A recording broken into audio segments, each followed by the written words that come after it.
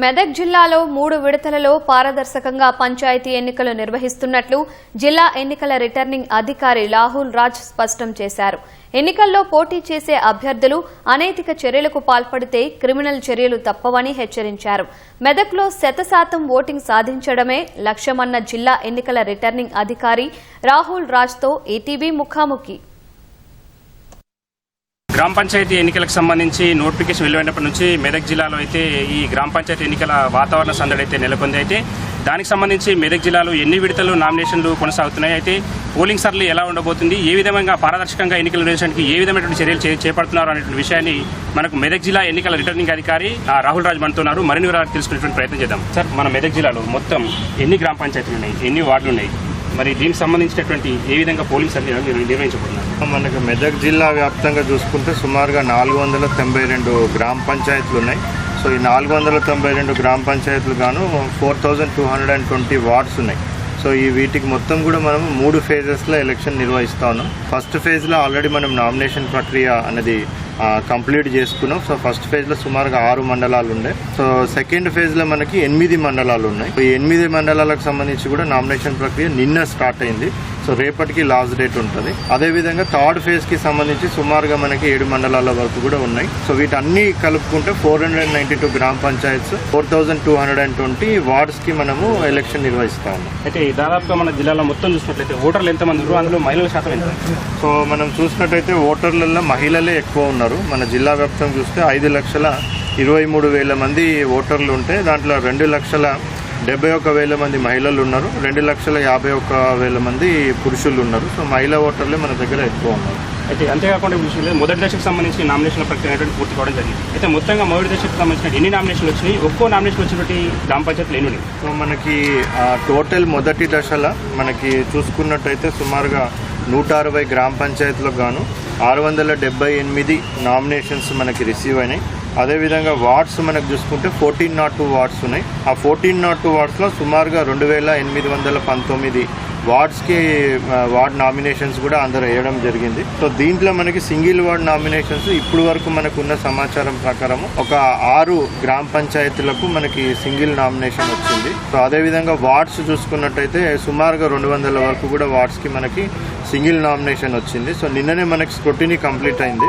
So కొన్ని reject కూడా cases ఉంటాయి కాబట్టి ఈరోజు ఆర్డీఓ లెవెల్లో మనకి అపీల్ కేసెస్ కూడా ఈరోజు తీసుకోవడం జరుగుతుంది. రేపు అపీల్ డిస్పోజ్ కావడం జరుగుతుంది.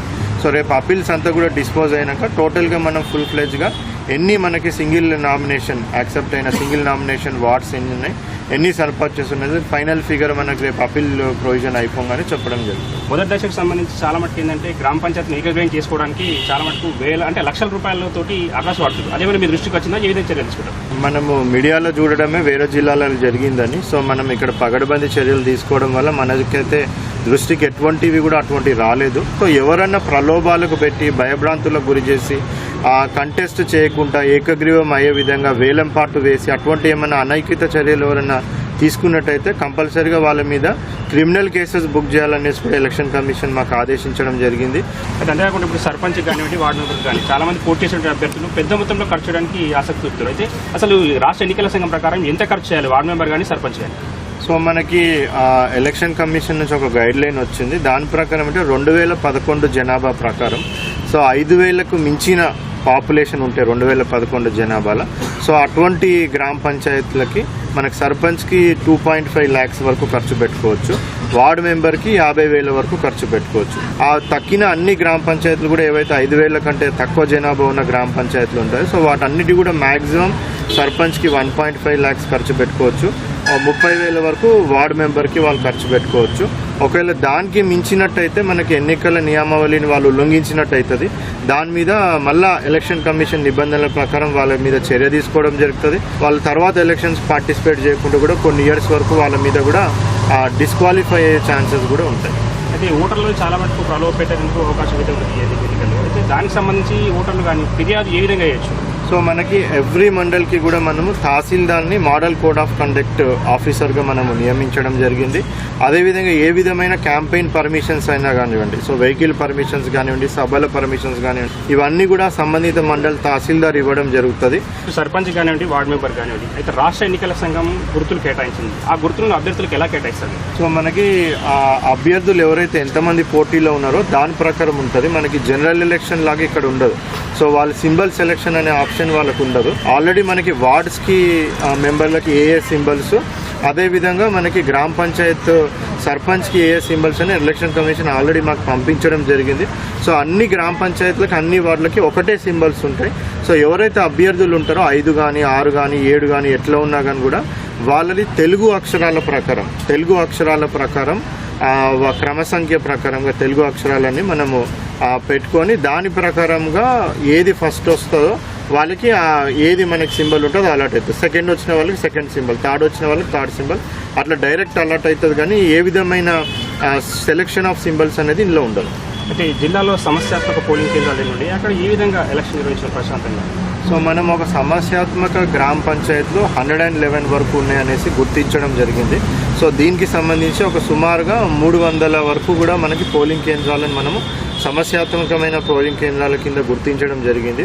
సో వీటికి మనము ఎక్స్ట్రా ఫోర్స్ని పెట్టుకోవడము, అక్కడ వెబ్ క్యామ్స్ ద్వారా, సో అక్కడ మొత్తం కెమెరాస్తోని మనము దాన్ని మానిటర్ చేసుకోవడము, అవసరమైన చోట మైక్రో అబ్జర్వర్స్, సో కేంద్ర ప్రభుత్వ ఉద్యోగులు ఎవరైతే ఉంటారో వాళ్ళని మైక్రో అబ్జర్వర్స్గా నియమించి అక్కడ మైక్రో అబ్జర్వర్స్ వెబ్ కెమెరా ద్వారా ఎక్స్ట్రా పోలీస్ ఫోర్స్ ద్వారా వీటిని మానిటర్ చేయడం జరుగుతుంది. ఈ ఊరు సమస్యలంతా కూడా పరిష్కారం కావాలంటే మీరు పెద్ద ఎత్తున వచ్చి ఎవరికి వేస్తున్నారు అన్నది ఇంపార్టెంట్ కాదు, బట్ ఎలక్షన్ ప్రాసెస్లో పార్టిసిపేట్ కావడం ఇంపార్టెంట్. పెద్ద ఎత్తున పోలింగ్లో పార్టిసిపేట్ కావాలని కూడా అందరు కూడా విజ్ఞప్తి చేస్తాం. ఇది ఇక్కడ జిల్లా ఎన్నికల రిటర్నింగ్ అధికారి తెలుపుతున్నటువంటి విషయం. అయితే ఏంటంటే పెద్ద ఎత్తున మనకు పోలింగ్ కేంద్రాలు తరలివచ్చి 100% ఓటింగ్ సాధించాలనేటువంటి విషయాన్ని జిల్లా ఎన్నికల రిటర్నింగ్ అధికారి రాహుల్ రాజ్ తెలపడం జరుగుతుంది. శేఖర్, మెదక్ నుండి.